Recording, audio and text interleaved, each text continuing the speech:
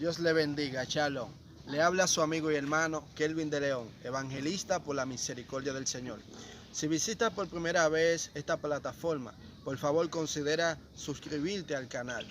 Así que no te vayas, que ya comenzamos con el tema de hoy que tenemos: ¿a quién se le debe temer? En el libro de Daniel, capítulo 3, allí vemos una poderosa palabra que nos habla acerca de a quién se debe temer realmente. Cuando digo que a quién se debe temer, me refiero a que la Biblia dice que no temamos a aquellos que puedan hacerles daño al cuerpo, más bien que le temamos a aquel que le puede hacer daño al cuerpo y el alma echarle en el infierno. Vemos que allí en el libro de Daniel, capítulo 3, versículo 1 en adelante, el rey Nabucodonosor levanta una estatua de oro y exige a todo pueblo, a toda nación de su alrededor y al mismo Babilonia a que se adore esa estatua, que cuando escuchen el son de las trompetas, la bocina, el santerío, etcétera, cuando escuchen los instrumentos, todos estuvieran listos para rendir adoración a su estatua y a su Dios. Y vemos que allí habían unos siervos de Dios Altísimo, los cuales eran Sadrach, Mesach y Abed-Benego, que dice la palabra de Dios que ellos no se inclinaron a la estatua de oro, ni mucho menos adoraron el Dios de Nabucodonosor. ¿Por qué? Porque ellos tenían bien claro que solo al Dios de los hebreos, al Dios de los ejércitos, al único Dios que es nuestro Señor Jesucristo, es digno de toda adoración. La Biblia dice en el libro de Éxodo, capítulo 20, en adelante, dándonos el Señor mandamientos y diciéndonos que solo al Señor nuestro Dios debemos adorar y solo a Él debemos rendirles adoración. ¿Y qué es idolatría?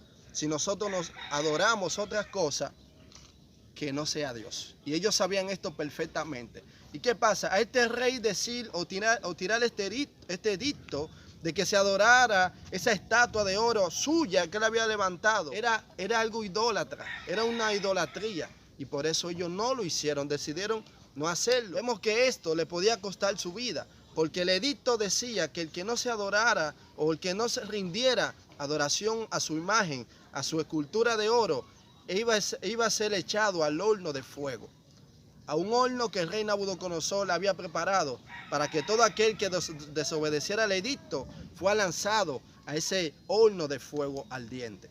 Y vemos que la palabra de Dios dice que ellos no lo hicieron y fueron unos hombres que tenían envidia maliciosamente y fueron donde el rey Nabucodonosor le dijeron: Señor, allá hay unos judíos que no se postraron ante la estatua de oro que levantaste. Y vemos que el rey Nabucodonosor se enciende en ira y lo manda a buscar a Sadrach, Mesach y Abed-Benego, y él le dice: ¿es cierto que ustedes no se postraron delante de mi estatua ni adoraron a mi Dios?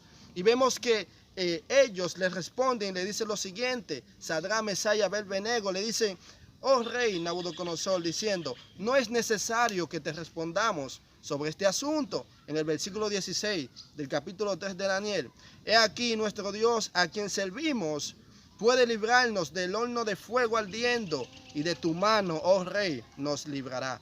Y si no, sepas, oh rey, que no serviremos a tus dioses, ni tampoco adoraremos la estatua que has levantado. Así es, la Biblia dice que el que quiera salvar su vida, la perderá. Pero aquel que pierda su vida por causa de Cristo, por causa del Evangelio, ciertamente la hallará. Y fue lo que estos siervos del Señor hicieron.